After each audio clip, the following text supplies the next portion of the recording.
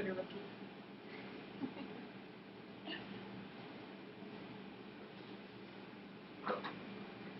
How hot was it? That was probably in the mid-80s, I would say. I had 92 in St. Helena. Wow. So this is going to start doing your introduction. We'll just make sure we hear you okay. Okay. We're just going to Just say hi, we're just doing a sound check. Yeah, So okay. We would do in a minute. Yeah. Do that. So is it on? It's on, yeah. Okay. You want to go? Good afternoon, everyone. I'm Alison Garrett, and I'm here with our winemaker, Laura Barrett. Thank you for joining us. We're excited to be doing our first brand live. We're here at the Charles Communications office in San Francisco. Good. They're checking in there. My name is Laura Barrett. I'm the winemaker for Casey Flat Ranch, and this is a sound check. Check. How's it working? I can hear it, so There's it a sounds little fine. delay, you know, Oh, yeah, maybe yeah, like 30 seconds or so. Okay.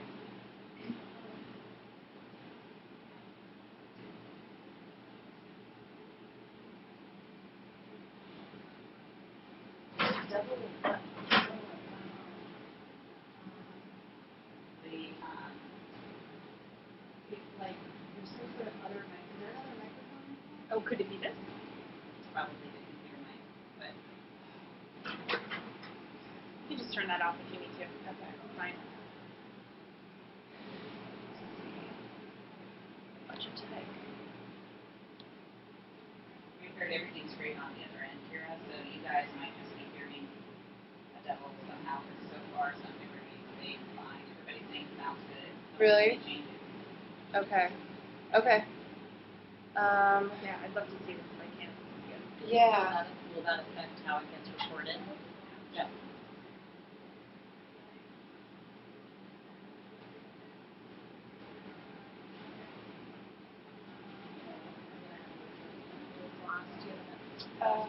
Yeah, well, I just have a dirty one here. Okay. When we get to the Sauvignon Blanc, yeah, that's fine. Okay. You want me to dump that one? So it's Yeah, okay? you want me to that's sort of my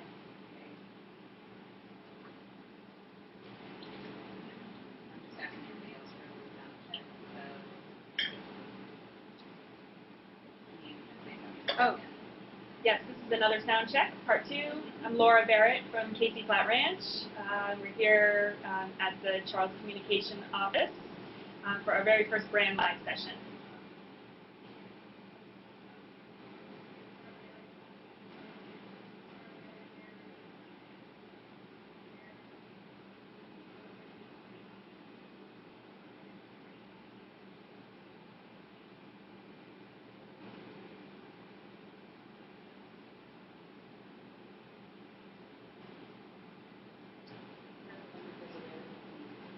not go dark. Yeah. Yeah.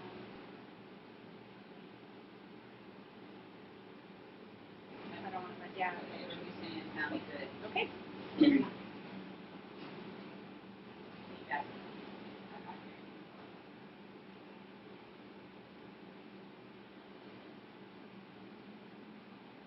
Okay. Go ahead and start. Okay. All right. Good afternoon. My name is Alison Garrett, and I am the managing partner at Casey Flat Ranch, and I'm here with our winemaker, Laura Barrett. Thank you very much for joining us. This is our first brand live session. We're here at the Charles Communications office in San Francisco, and we're looking forward to tasting some wine with you this evening.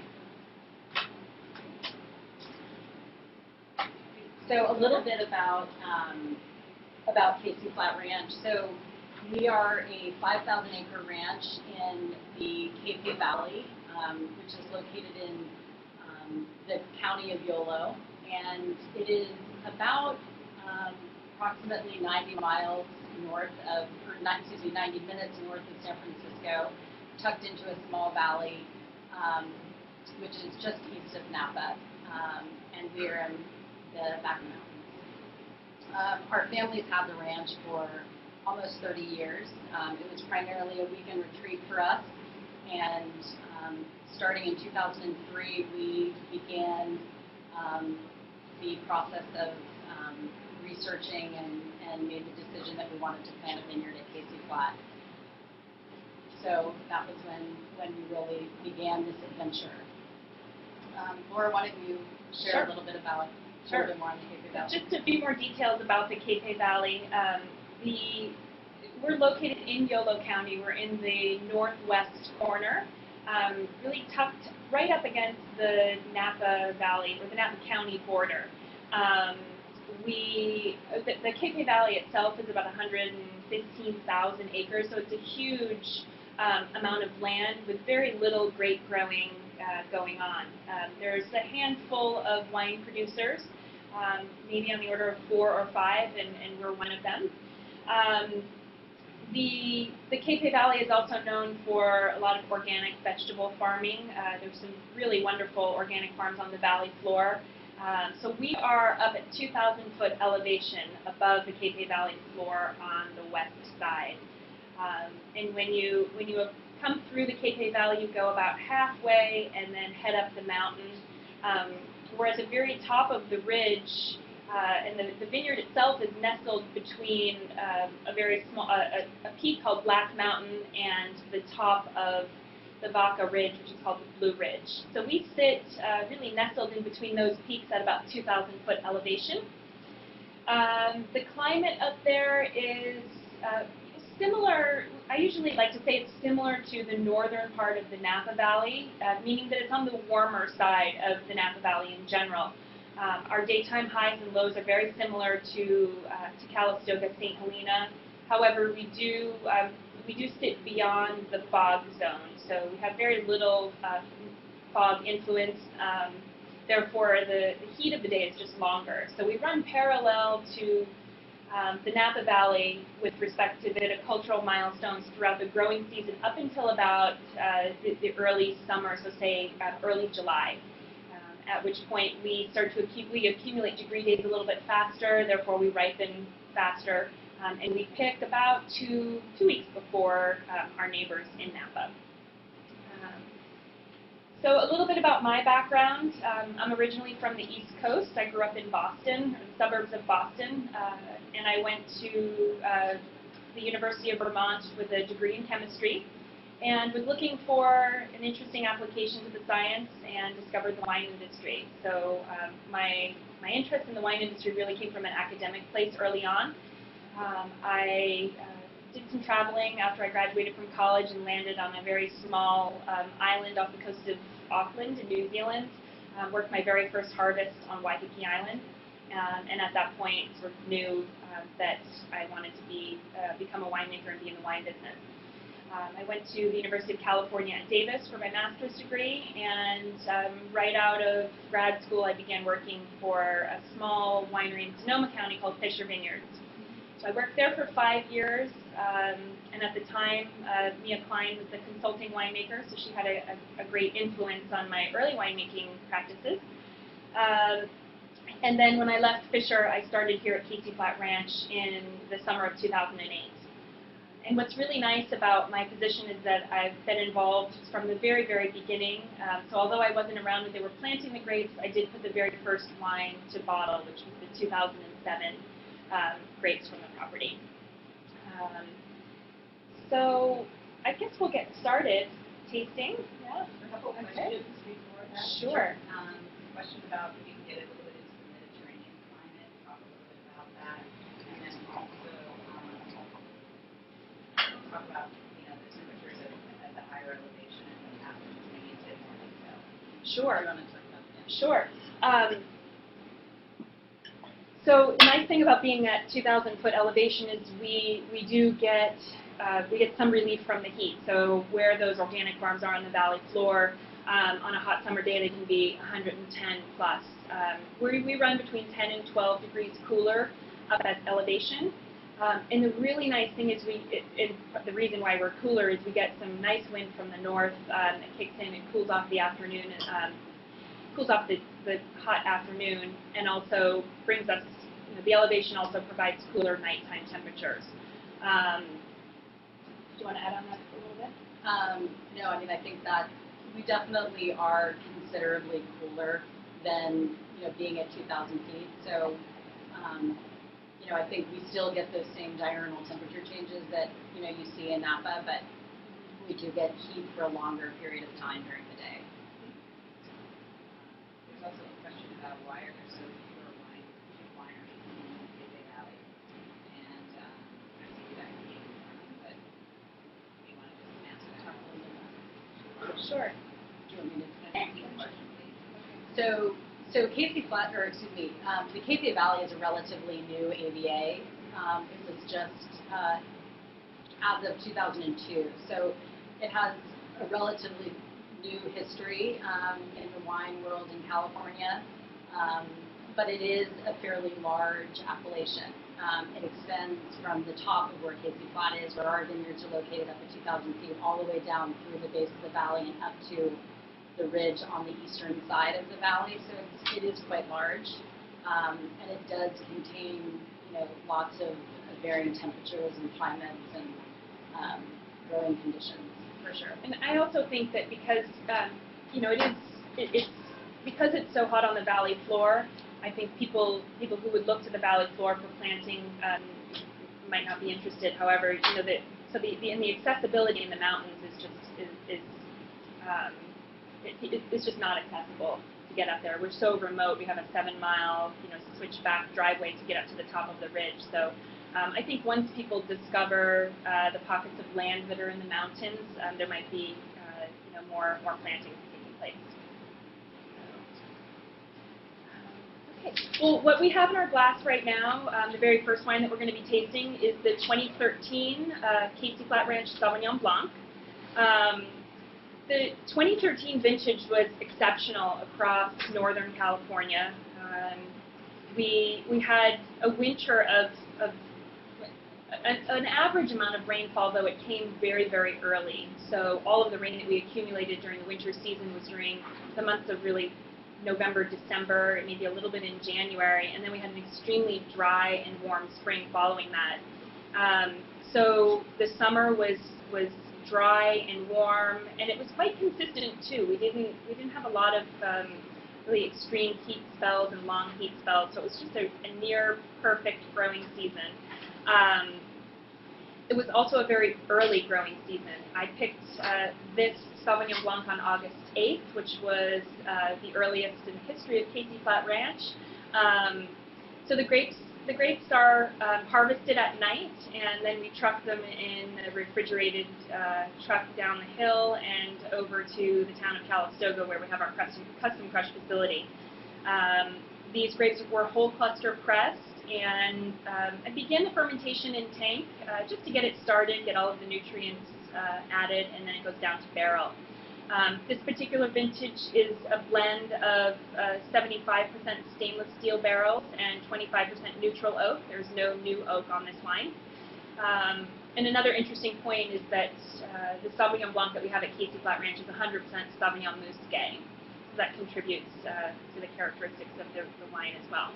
Martin Redmond wants to know what made you go with that color versus something. So the question is what made us go with Sauvignon Muscat?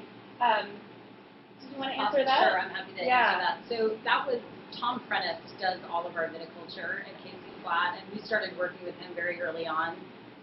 In 2003, he began and did all of our initial soil testing and laid out the vineyard, made all of the varietal and clonal recommendations. So it was, the answer to that is Tom Prentice.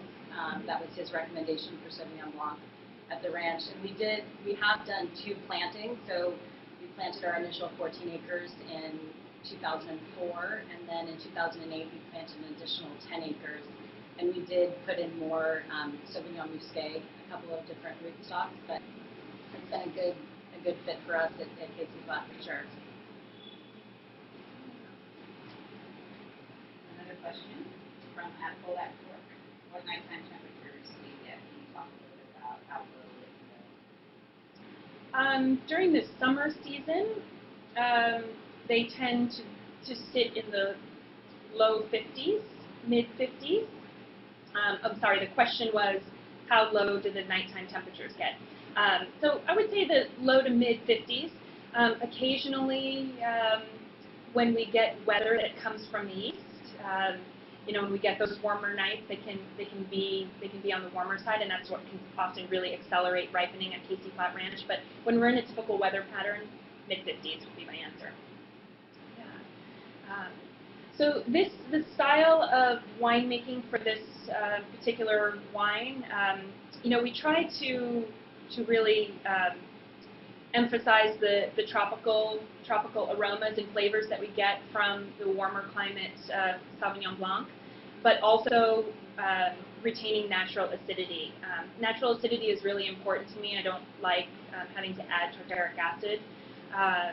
So this Sauvignon Blanc was picked around 22.5 to 23 bricks. We have 4 different blocks, and we pick them all separately, and they're fermented separately and then put together and blended just before bottling. And so we're going for tropical aromas, great acidity.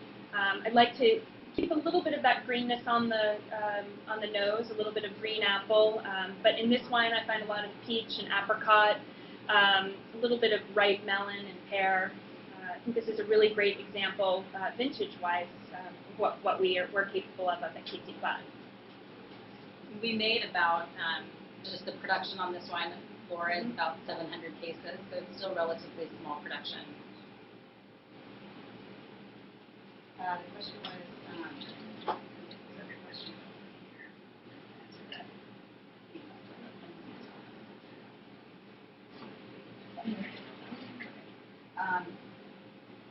Question was about the other grapes that are predominantly grown in Capay Valley, aside from what you have around. Sure. So the question is what other grape varieties are grown in the Capay Valley? For whites, there's quite a bit of Viognier on the valley floor. There's a producer called Capay Valley Vineyards, and they've been around since the late 1990s, and they were actually the family that established the AVA and did the work to establish the AVA in 2003. There's also a lot of Syrah, Cabernet Franc, Tempranillo. A little bit of Sauvignon Blanc, though not at Capay Valley Vineyards. Those are the predominant grape varieties.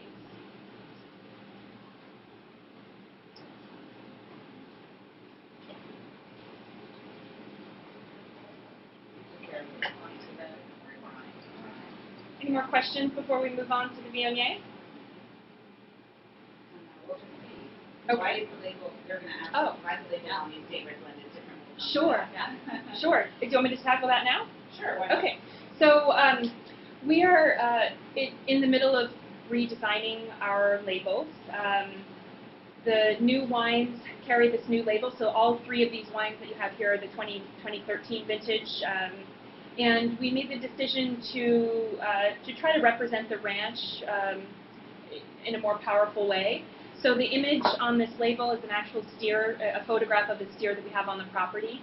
And moving forward, this is the old Estate Red Wine label, and moving forward we have a beautiful, beautiful new label for this wine that sort of is in the family of what you're seeing in the 2013 whites. But it's a beautiful etching of a group of cattle with a cowboy, and then it has the similar emboss with the C bar R that you see in the emboss is the actual branding on the cattle. So that's represented throughout the entire portfolio of wines also. Okay, so we're going to move on to the Viognier. We have just a little over a half an acre of Viognier planted at Casey Flat Ranch. It was originally planted as, it was part of an experimental idea. We knew that we could do the Rhone reds, the Syrah and Mourvedre quite well, so we were interested in planting another Rhone white. And we thought it might be a good blending tool for possibly Sauvignon Blanc and also this, to co-ferment with Syrah. And our first crop of Viognier was 2009, And at that point, it was a very small quantity, and I used it in small doses to blend into the Sauvignon Blanc. And as the years went on, we decided that the Sauvignon Blanc was just a better wine as 100% varietal, and the Viognier was taking on sort of its own character, and we decided to bottle it on its own. So in 2012, we bottled the Viognier as a varietally labeled wine. You're tasting the 2013. The style is I try to stay on the sharper, more acid-driven, less ripe style of Viognier. When you leave it on the vine to 27, 28 bricks, it gets a lot more viscous, and I have a very sensitive palate to bitterness, and I find it to be quite bitter. So I prefer the less ripe style. So this was harvested around 23.5 bricks. It was, again, started fermentation in tank and then put down to barrel around 8 to 10 bricks. It's about 50% stainless steel barrels and 50% neutral oak barrels. You know, it's these wines are all, you know, almost bone dry. I leave a very, very small amount of residual sugar well below threshold just to maintain a little bit of body and texture on the mid-palate. But I love this wine, and I love this style of Viognier. I think it has a nice medium body, medium texture, really nice lively acidity, again, all natural. And Viognier just has such a beautiful aromatic profile, a lot of ripe peach, apricot, orange peel, a little bit of spice to it, and I think that speaks to sort of a nutmeg character, and some really nice floral notes on the nose as well. And I wanted to add something. You know, when we originally set out to plant our vineyards at Capay Flat Ranch, it was really a kind of an adventure and an experiment. There are no other vineyards up at that elevation in the Vaca Mountains.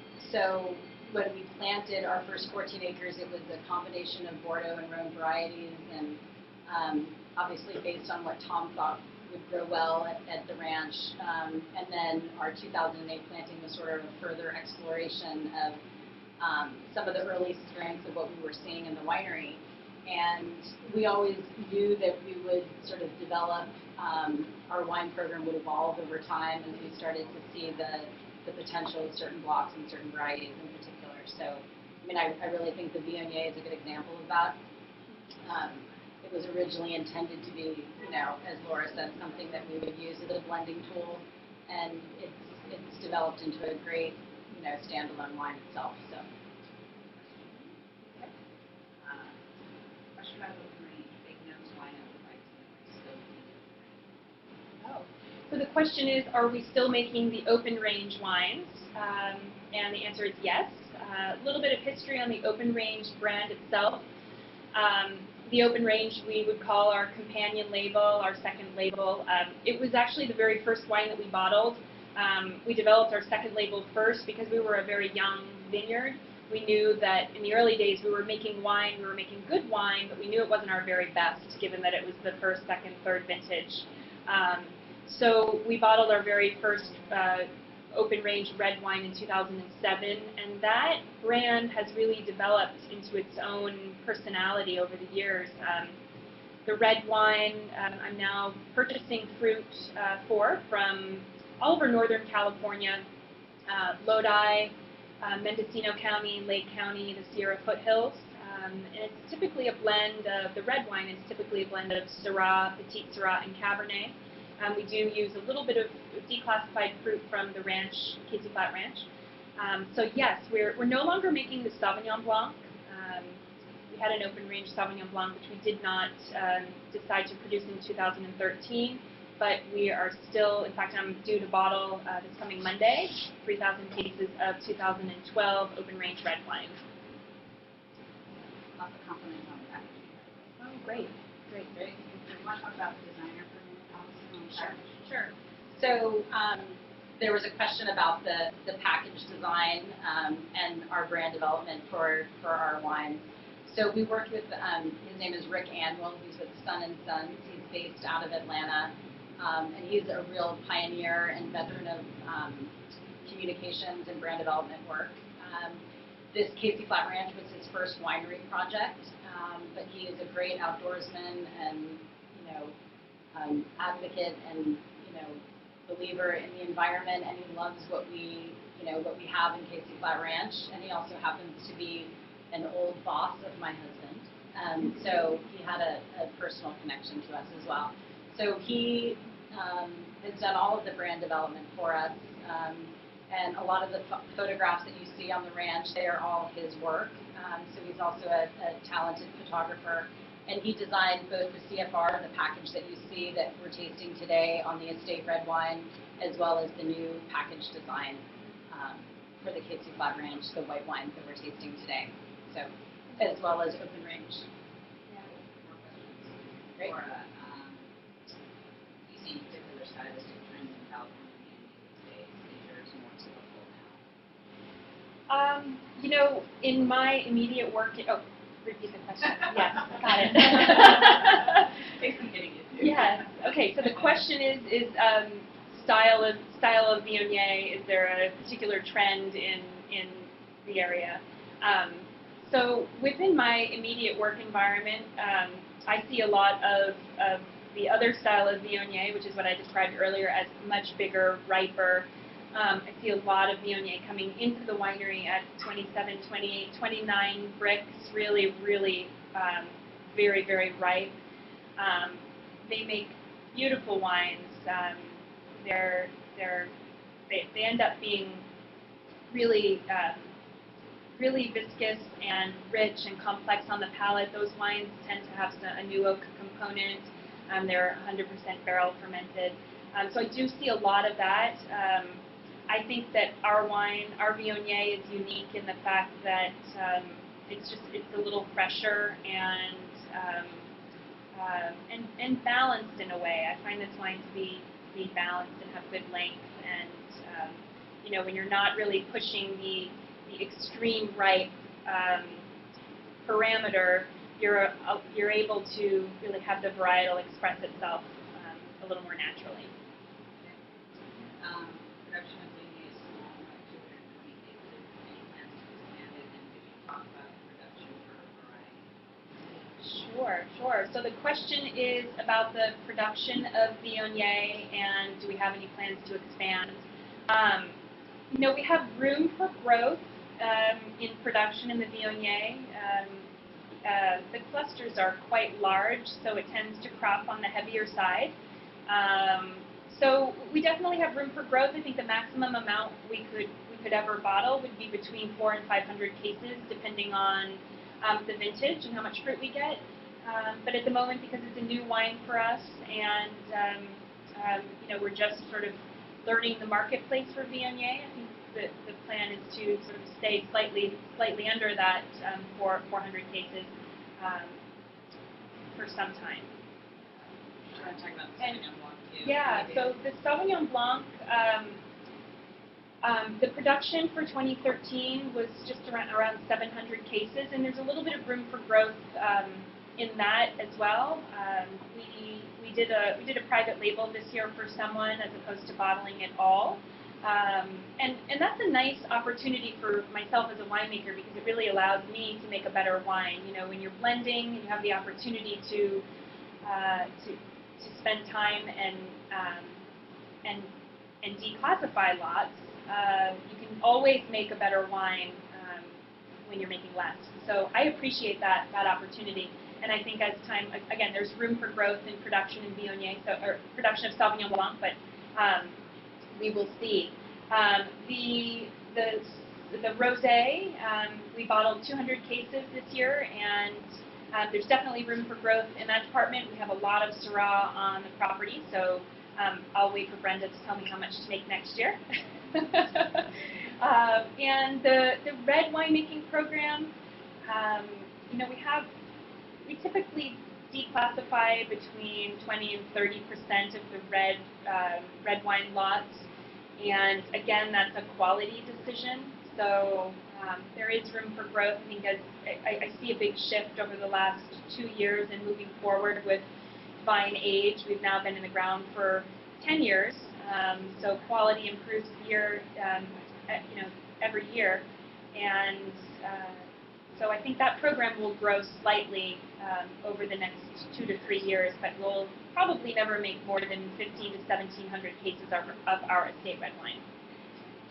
And that's actually something that maybe is an interesting add here that, I had a friend in the wine industry say to me early on that, what we're trying to do at Casey Flat Ranch is what every wine growing region in the world has had to do, just figure out what you grow well at your particular site. And given that we're fairly remote, and while there are other wineries and vineyards in the Capay Valley, there's no one anywhere around us at our elevation. So it's been a really fun and interesting process over the last 10 years to figure out what grows well at Casey Flat Ranch, and you see our wine program evolving with that as we get a little older. Several questions. Do you see yourself entering into other Rhone white varieties, Marsanne, Grenache, or Sun? In the immediate, the question is, do we think we're going to explore other Rhone varieties in the white category, Marsanne, Roussanne? The immediate future, no. I mean, we have the opportunity to plant another flat on Casey Flat Ranch. So the property itself has 7 flats. Five flats. So although we're at elevation and we're in the mountains, there are these mountain plateaus, and Casey Flat is 1 out of 5 on the property. So we've cleared another small piece of land, and we have the opportunity to develop that when we're ready. And I think when that happens, we will definitely look towards other Rhone whites, but that's not really part of the immediate plan. Another question, are there any plans for a GSM blend or a GSM blend rosé? Oh, interesting. So the question is, are there any plans for a GSM blend or a GSM rosé? I would love to make a Grenache rosé, a Grenache-based rosé. At the moment, I care too much about our Grenache red wine to sacrifice the fruit. We have such a small quantity of Grenache right now. If and when we do another phase 3 planting, we will definitely plant more Grenache, and I hope in the future to make a Grenache-based rosé.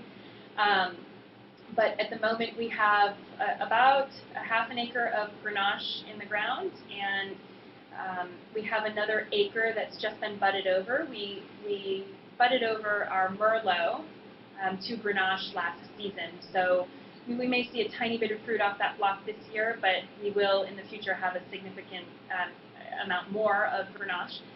So at the moment, I do a Grenache, and we made one in 2010, again in 2011, and I will bottle the 13 in December of this year. And that wine, I've played around a lot with whole cluster fermentation, and I just absolutely love making that wine. It's one of my very favorite days of the year is when the Grenache comes in, and we take the picking bins into the winery and we stomp on it like old-fashioned, grape stompers, and it's a fantastic process. So that wine in the past, in 10 and 11, was 100% Grenache. We're not bottling the 12. It was a heavy crop, and it was a light wine, so we decided to not bottle it.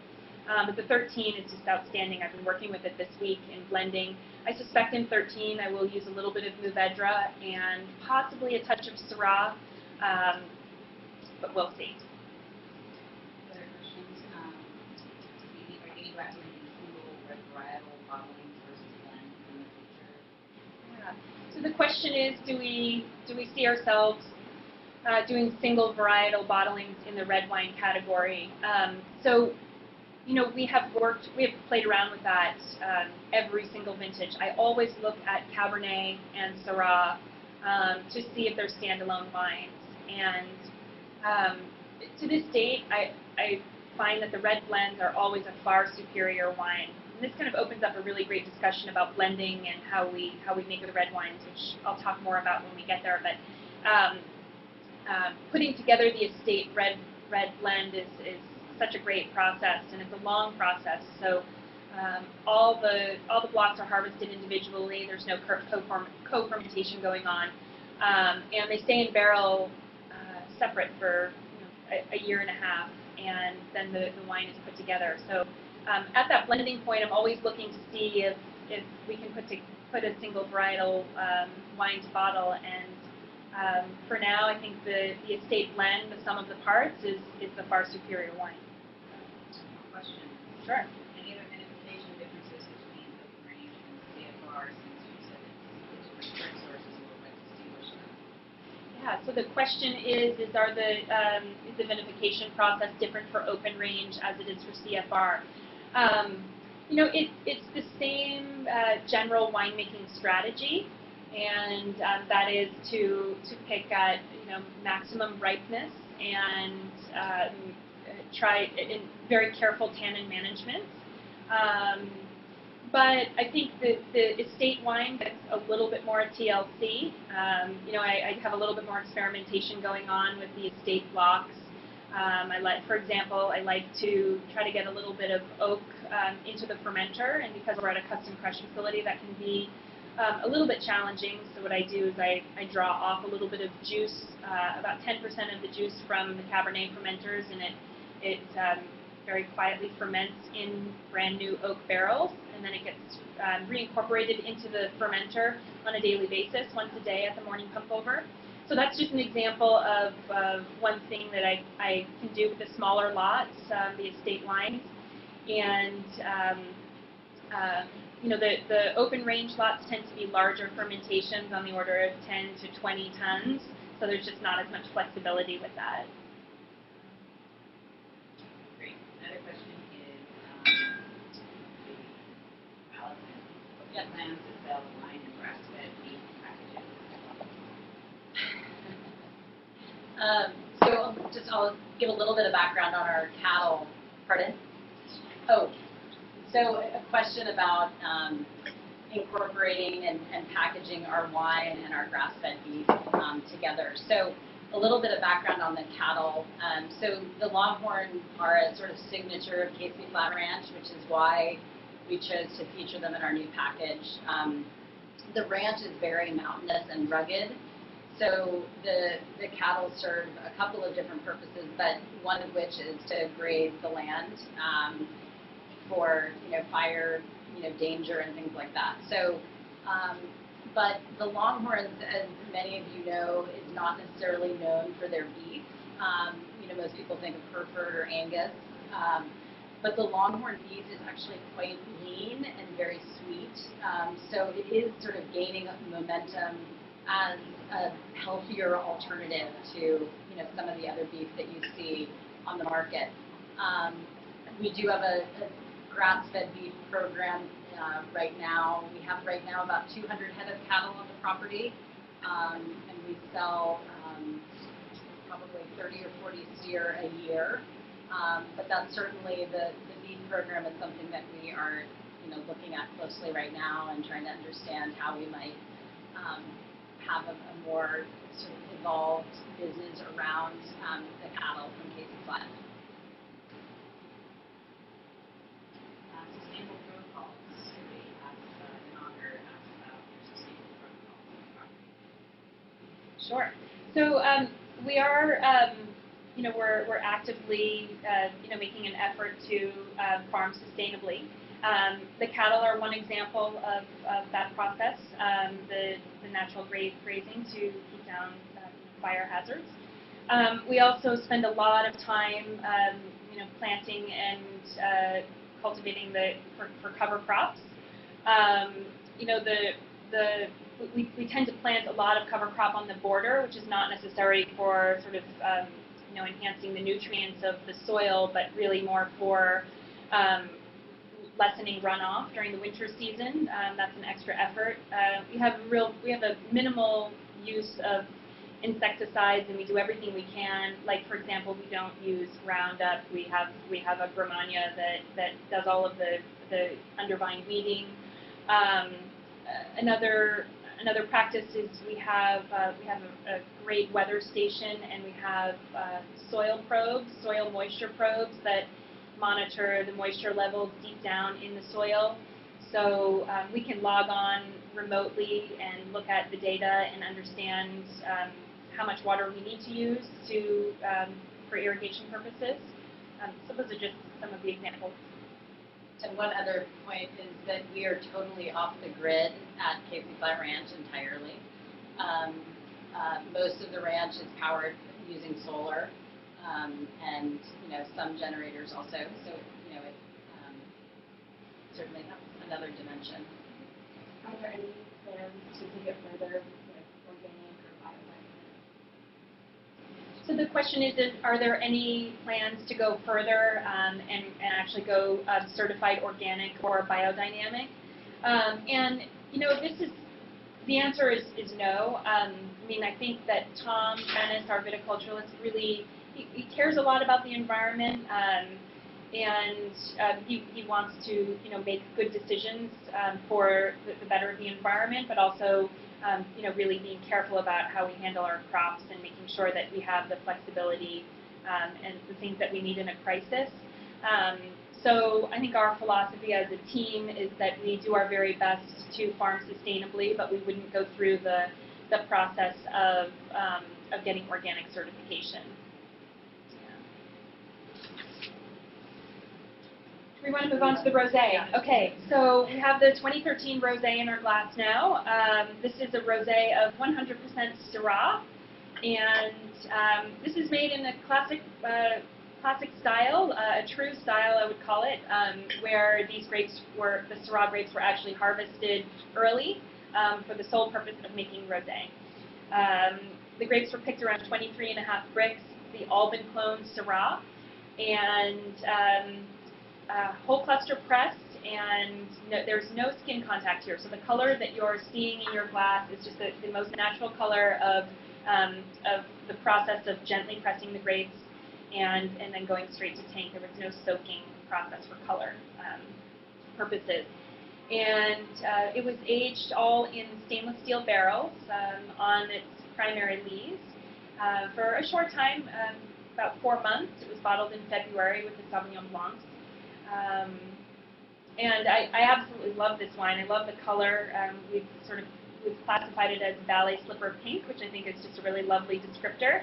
And it's just such a perfect summertime drinking wine. A lot of really nice strawberry. Again, all natural acidity. This is what, I think it's just about 200 cases. 200 cases produced. I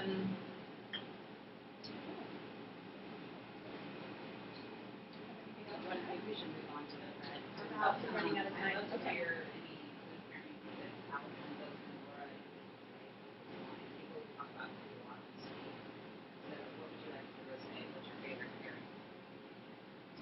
Sure.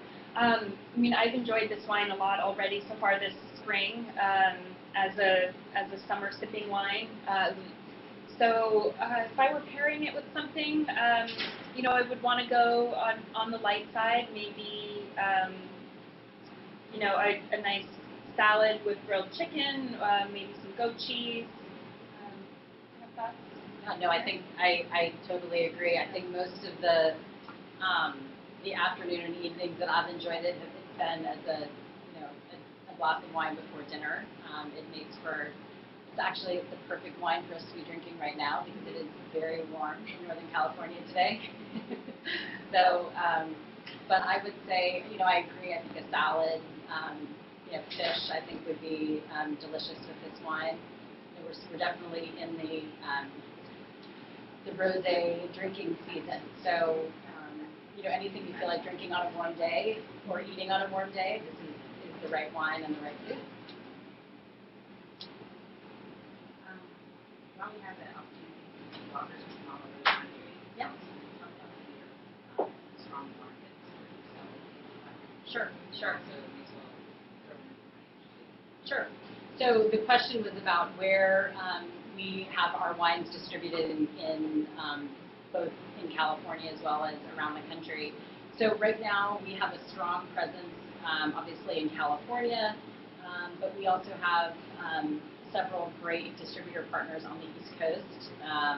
Our family has lots of ties to Massachusetts and New England, so our wines are distributed through Ruby in Massachusetts, with Horizon in Rhode Island, and then with the Viognier Group, who they are in the Mid-Atlantic and Florida. So we've had a lot of great success with them. We've been with the Viognier Group for about 3 years now. Ruby is a newer partner, as is Horizon, but we've had a lot of great traction with them so far, and a great reception in those markets to our wines. I think a little bit about sort of the future of where we're looking to go next, particularly with our package. We're setting our sights on Texas and Colorado are sort of our next two markets that we'll be focusing on developing our distribution in. And Boston, I should say too, Laura is a native of Massachusetts, Hometown. so it's a hometown for lots of us. So. And then I think the other question I forgot to mention, that open range, all of our wines, both the Casey Flat Ranch program and also the open range, are in all of those markets as well. The question is, are all your grapes grown on the ranch, or do you source them from places and do you sell grapes to others? I can answer that. Sure. So the question is, are all of our grapes grown on the ranch? Do we purchase any grapes, or do we sell any grapes to others? For the estate program, they are 100% from Casey Flat Ranch. We do not purchase any grapes for the estate red wines and the Casey Flat Ranch wines that you're tasting today. And we also do not sell any grapes. If we have wine that we're not using, I very occasionally sell something on the bulk market, but it's finished made wine. We do purchase grapes for open range, and I touched on that a little bit earlier. We buy from many different regions in Northern California, Lake County, the Sierra foothills, some from Mendocino County in the past, as well as Lodi. And primarily Petite Syrah, Syrah, and Cabernet are those grape varieties that we're buying.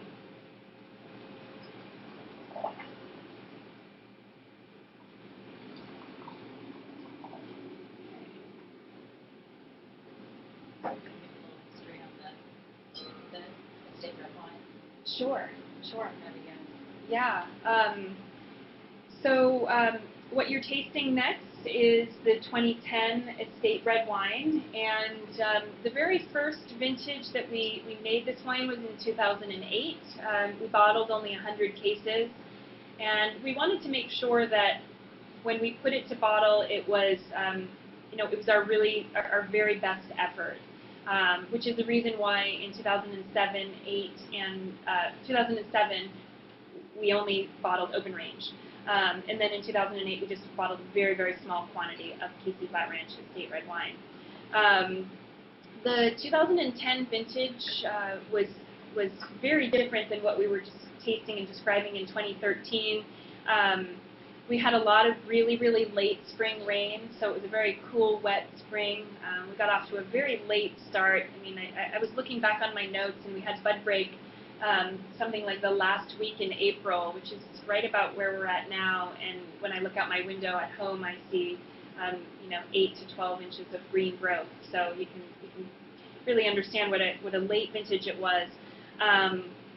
It was interesting for us because we're slightly earlier and we pick our grapes earlier. We weren't threatened by rain at all in 2010. We managed to get our fruit off the vine well before it rained, but we did get a lot of extended hang time. It was the latest we had ever picked. I think most of these blocks that went into the 2010 CFR Estate Red wine were picked around mid-October, which is late for us. This particular wine is 75% new French oak. I like to use cooperages such as Terranceau, Sylvain, a little bit of Seguin Moreau, some Rhone, and I do experiment with a little bit of American oak, but usually only a handful of barrels each year in the Syrah. So the blend is always, 99.5% French oak. This particular blend is 43% Cabernet, 33% Syrah, 20% Cabernet Franc, and 4% Mourvedre. And we don't strive for any particular varietal composition. Those numbers shift every single year. Sometimes we use Mourvedre, sometimes we don't. It's really all about tasting and that blending process that takes anywhere from 3 to 6 months of tasting. And I do a lot of that work on my own in the early phases. And then I bring in outside tasters and the other members of our team, and we taste, and then that sort of sends me in another direction. And then I work alone for another month, and then I come back to the group. So it's a real process, and I truly believe in that process. I believe that I can make a far better wine with all these options. I mean, I have barrel selections I can do. I have my free run separate from my pressed juice, and I can incorporate those as needed. And when I don't have all of the limitations that come with making a varietally labeled wine, I feel that I can really over-deliver for that product. So this particular vintage was about 1,100 cases, and I think this is one of the very best estate red wines that we've done so far. A lot of fresh blackberry, some herbal tones, but they're sage and it's just very savory. It has a really nice richness on the entry, a little bit of cedar, great balance, and enough acid that it stays fresh. Question, Laura? Yes. Sorry. The reds are Bordeaux and Rhone matched together in excellent. Any plans for more traditional blends? So the question is a comment that the red blends are both Rhone and Bordeaux, and are there any plans for more traditional blends? And I think I touched upon this a little bit when we talked about varietally labeled wines, and do we think we're going to go in that direction? And I really think the sum of the parts is, and that's Rhone and Bordeaux together, is a far better wine. And part of that has to do with our climate. I mean, the Cabernet that we're growing is not what people are used to tasting out of the Napa Valley. It tends to be on the fruitier side, a little bit on the light side. So as far as body, but we do have a lot of tannin. So because of the the site and the elevation, so I do think that the Syrah really fills in the mid palate and rounds out the wine. And when I have a master sommelier that I taste with when I'm blending, and he says your Syrah tastes like Cab and your Cab tastes like Syrah. So of course they go together perfectly. So I think the answer to that is no. We've really landed in this spot, and although it's not traditional, I think it's characteristic of Casey Flat Ranch and what we can do best. Another question: do you make your red blends to be aged? Oh, so the question is, do we make the red blends to be aged? Absolutely. I think they have the chemistry to age, meaning that they're not over the top high pH. They also have the tannin to age. Absolutely, I think these are really great wines to lay down. I think 10 years. The question is for how long, and I think most certainly 10 years. I mean, unfortunately, we're a new brand, so we don't have the history to really understand factually how they're going to be in 10 or 15 years. I can promise you there will be no Brettanomyces spoilage with bottle age. The wines are filtered, and so we're just going to see them age gracefully. So the question is food pairings for this particular wine. I think because it's as savory as it is, I would go on the short ribs category. You know, something rich and you know, or a steak or short ribs. My husband's a Texan and he loves to grill, so that would probably be my choice. Someone would like to know when they can get a 3-liter bottle of When can you get a 3-liter bottle of the red? That's an excellent question. We do bottle 3 liters. We bottle a very small quantity of them, but if you're really interested, we can have it personalized for you. Yeah. Think of any other things to add. So we have bloggers from Oregon, Pennsylvania, California, Rhode Island, Virginia, Ohio, Illinois, Wisconsin.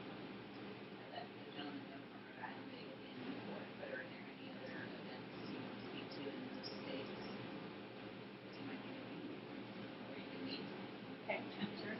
So the question was, are there any events in your state coming up? And I can add that I know I'll be in Rhode Island the last week in July. So Brenda and I are working right now on putting together a calendar of events. And if anybody's interested, we can inform you of that. And we also have an events section on our website. So if you look at caseyflatranch.com, we'll be updating that as they're planned.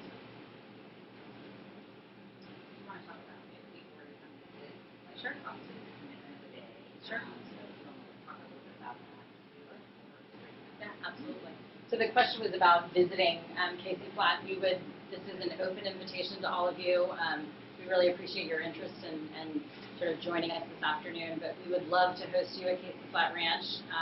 It's a very, very special place, made more special by the fact that it's a commitment of about almost a full day really to enjoy your visit there. It's about an hour and a half from San Francisco, so it's a bit of time to get to the ranch, and then about 30 minutes on our road to get up to where the vineyard is. But it's a beautiful day and a beautiful place to visit, and we welcome any visitors, certainly all of you. So we can make sure Laura's there. And we also participate in a co-op tasting room in the small, sleepy town of Winters, California. It's a wonderful little stop. It's a very old town and has a really interesting wine community. There's a lot of small family-run operations like ourselves, and they're all Yolo County producers that are very committed to the local farming operations. And so we pour our wines at a tasting room called Rootstock. So that's a good stopping point also. Let's talk about the community, other purveyors in the Capay Valley beyond grapes that you recommend, CFAs or any other producers of the thing. Sure. So the question was, do we want to talk a little bit about some of the other purveyors in the Capay Valley? And absolutely, there's several organic farms on the valley floor. Some of the more well-known are River Dog Farms, Capay Valley Organic, and Full Belly Farms. And if you look closely in your, at least in this area, in Whole Foods, you will see Capay Valley Organic, produce on the shelf from these farms. They also have a wonderful veggie box CSA program. So a lot of people, when we're talking about our wines, they'll say, "Oh, I've heard of the Capay Valley, but I don't know. They can't identify where." And it's always because they get a veggie box and it comes from Capay Valley Organic. Those farms have great programs for their box deliveries. They also have nice events in town too. So if anybody were to ever come to the Capay Valley, they have special events, and they have a day a week that they're open and you can tour. And Capay Valley Organic has a wonderful program where if you're a member, they have one day a month where you can come and have really nice activities.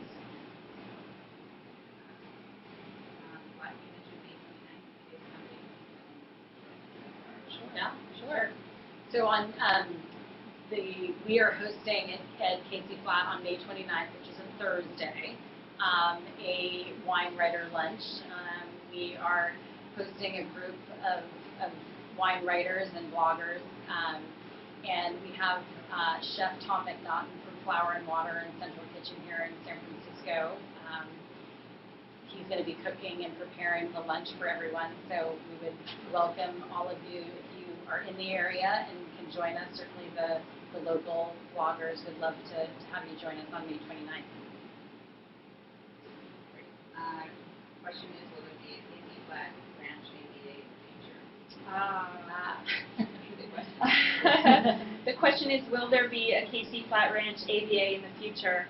But I want to say absolutely. I think that it's always been a topic of discussion. We talk about it all the time.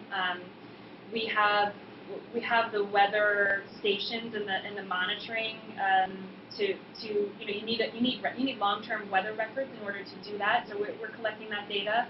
And I personally believe that our climate and our soil and our geography up there is distinctive and well-deserving of its own AVA. We all know that it would be a lot of work, so we're prepared for that at some point in the future, definitely. And Tom Prentice has also been involved in several applications, TTV applications for AVAs, so he certainly has the experience. So something we talk about often. Yeah. Mm-hmm. Okay. Well, I want to thank you all very much for tasting the wines with us tonight, and this has been a really fun experience. I think we were all kind of nervous for our first time around, but it wasn't so bad. And really appreciate your enthusiasm for our young brand, and welcome all your comments, and look forward to doing this again. Yes, thank you all very much. Laura, thank you, particularly for taking us through the wines. Kimberly and Alex and Kira, thank you. This has been fun.